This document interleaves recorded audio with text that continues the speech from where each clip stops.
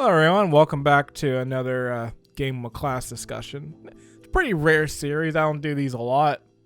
Usually we'll talk about just a single topic, like the first one I talked about Nintendo delisting that Mario collection. Second one I think I was talking about Sony killing off like their smaller studios in that Last of Us remake, which that thing was false, never happened. Maybe it is, I don't know. If it is, and it's like, oh shit, I guess they were right. But that's not what I'm talking about today. Today I'm talking about a whole bunch, because I don't know, from January 1st to now, there's been a lot of video game news over the course of a month. Some pretty small stuff that's just like, oh okay, to some pretty like, oh damn, crazy stuff, which like blew my mind. To some stuff where I was like, oh, okay, okay. I guess I'll start with the one that happened today, because, yeah, Sony bought Bungie in a $3.6 billion deal. Obviously, Bungie, they worked on the Halo series, they work on Destiny right now.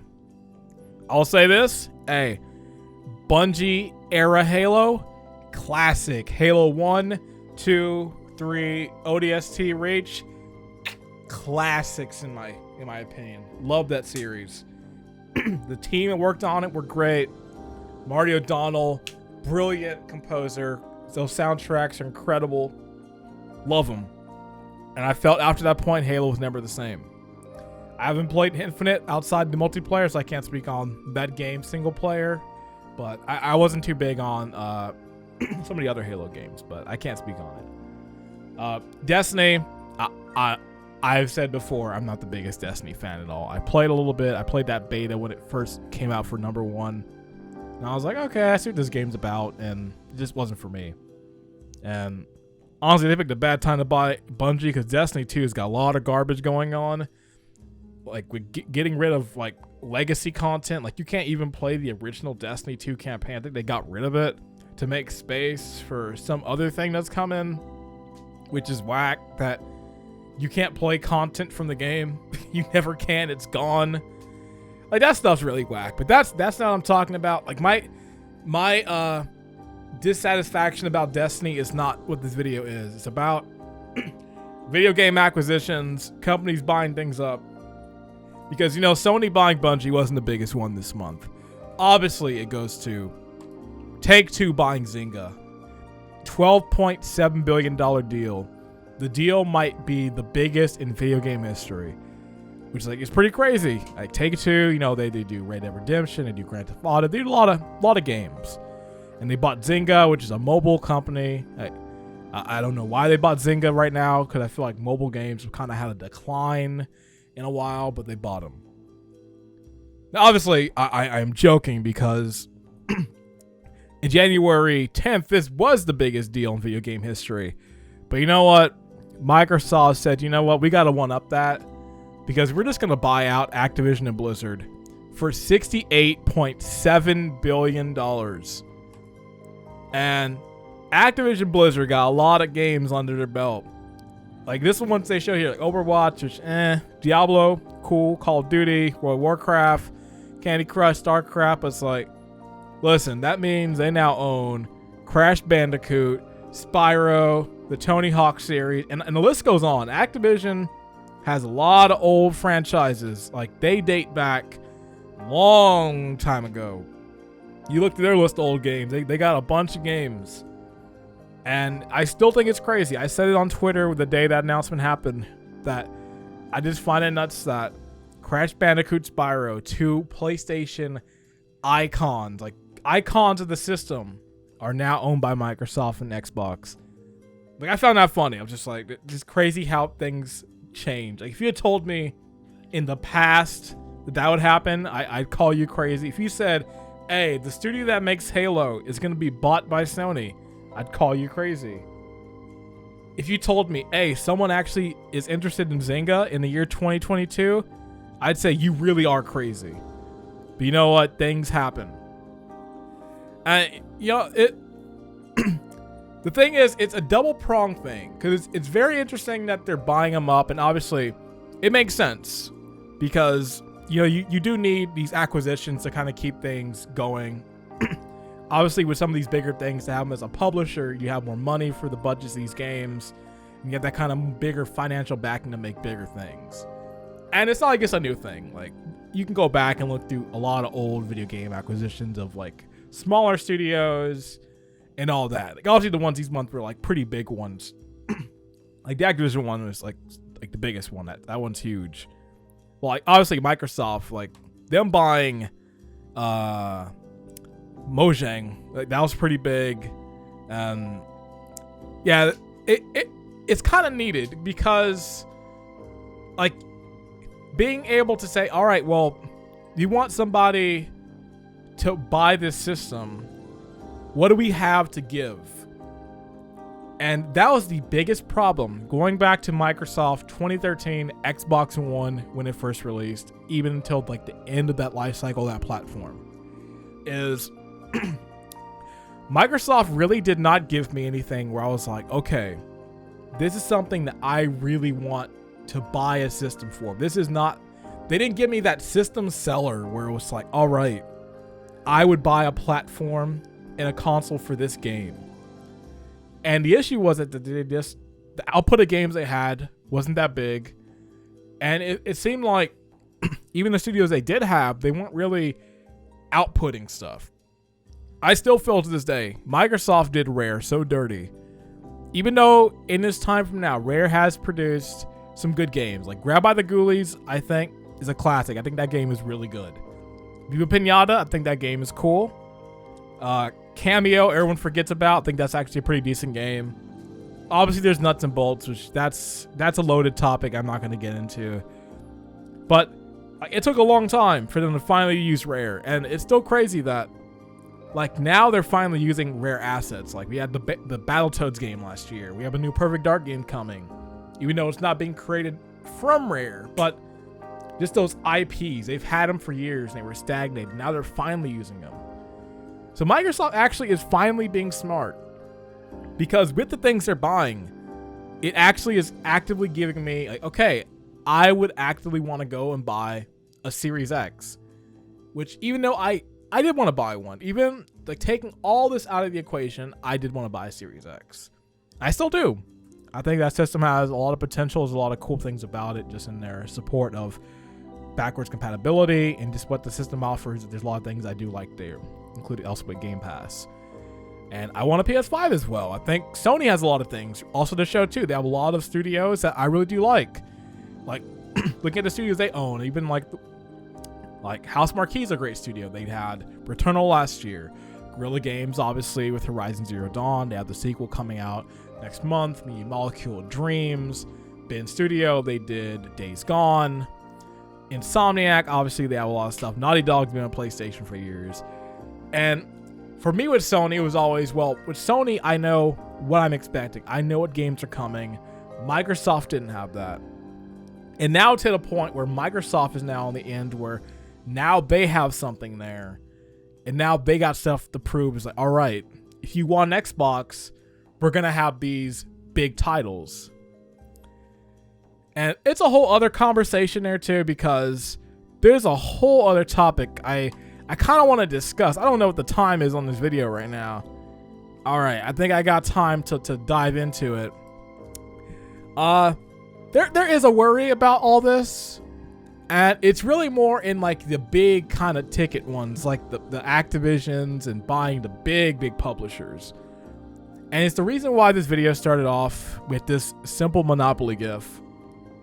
Is I would hate it to get to a point where it gets into Monopoly territory.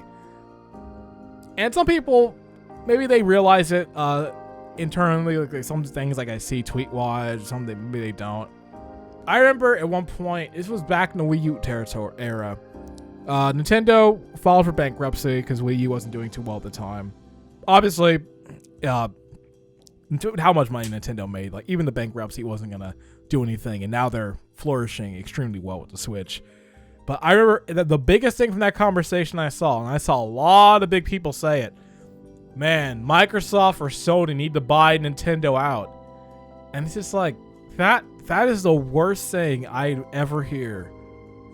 like that opens up such a big can of worms if two like of the big platform holders buy one of the other ones out, because all it's gonna take at that point is some humongous deal where it's like, all right, well, you know, PlayStation now owns Nintendo, and 15 years from now, all right, Microsoft has purchased PlayStation. Now they own PlayStation games and Nintendo.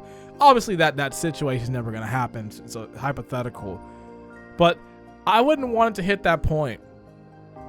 And even though this isn't like a small amount here with just this acquisition and this one, it's not going to like make the break. But there definitely are some other ones where I hear people say like, oh man, Sony needs to buy Capcom. Nintendo needs to buy Sega. It's just like, first off, both those are bad ideas. Those companies flourish so much better being multi-plat. Like, you think Sega is gonna do better if they go Nintendo? It's like that they lose out on Yakuza and so many other flagship games. Like, people don't think before they start saying these tweets. I'm just thinking, like, listen, you know how dumb that sounds? Like, yeah, Nintendo buys Sega. Like, they're gonna think, oh, they got Sonic. It's like, yeah, but you think Yakuza's gonna run well on Switch? You think they're gonna get like a Persona game? They can't even get Persona 5 on the Switch. But that's not due to the hardware. That's due to Atlas and other things. But trust me, like Nintendo, I'm happy they're trying to stay out of it. It's like they have more important things to do, like copywriting their own music on YouTube. But I don't know. The last time I remember hearing Nintendo buy something, like what, I forgot their last biggest purchase. I think it was Retro Studios, which made, but like Retro Studios they're making Metroid Prime 4, so like they're making things. I think we're a long way away from when they bought the studio that made Eternal Darkness, because they have not done a goddamn thing in regards to that series since that series came out on GameCube. But you know, it's a new day. My only thing right now is, you know, I'm gonna keep it very just open, optimistic on it. Like, all right, I'd like to hope it's Activision 1, because I still had apprehension. Just obviously, there's a lot of the bad stuff happening with Activision right now, with the internal company stuff and the CEOs and all that, and just a lot of the unionization fighting that's going on there and a lot of the court cases. Like, I hope that stuff is settled. Hopefully it doesn't just get pushed under the rug with Microsoft buying them.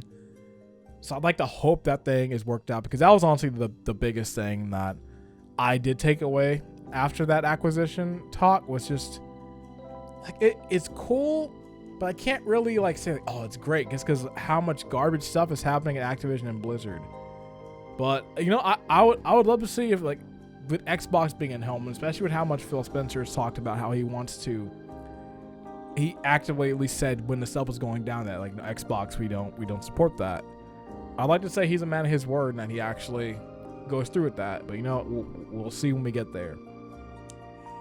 Hopefully they use all the IPs. I would hate that the only ones we see are like the Overwatches and these big ones, and the smaller ones like the Crash Bandicoots and the other ones they own just get left. Listen, I don't want another EA situation. Look at all these studios EA bought and just killed. EA is the king of buying companies and just killing them off. It's like killed Maxis, killed Origin, killed Lucas.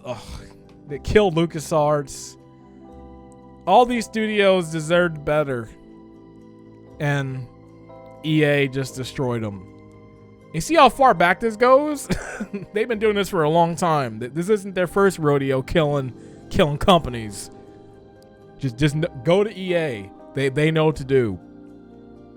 And the fact people said, oh man, Sony should retaliate. They should buy EA. Like, what are they gonna gain? Nothing. That would be the worst choice. It's like, one, it'd be a bad decision. That really would add to that monopoly feeling. But also, it's just like, they what are they gonna gain? FIFA? In Madden? The this will be the final point I make because I'm probably going on way too long. The only one that I would actively want, if a company was to be bought and sold off with the IPs and all that, it would be Konami. Konami is the one where it's like, listen, right now, Konami is not doing anything with their games. They're doing this garbage where Castlevania is getting an NFT. It's like, can we get another Castlevania game? I want to actually play a game. I'm not supporting NFTs. I just want Castlevania to be good again. You know, they have a lot of franchises that are just leaving dormant. So I don't know. This is the only one where I'm like, okay, they really should be bought out. But that's just wish fulfillment, and I'm not gonna go further onto it.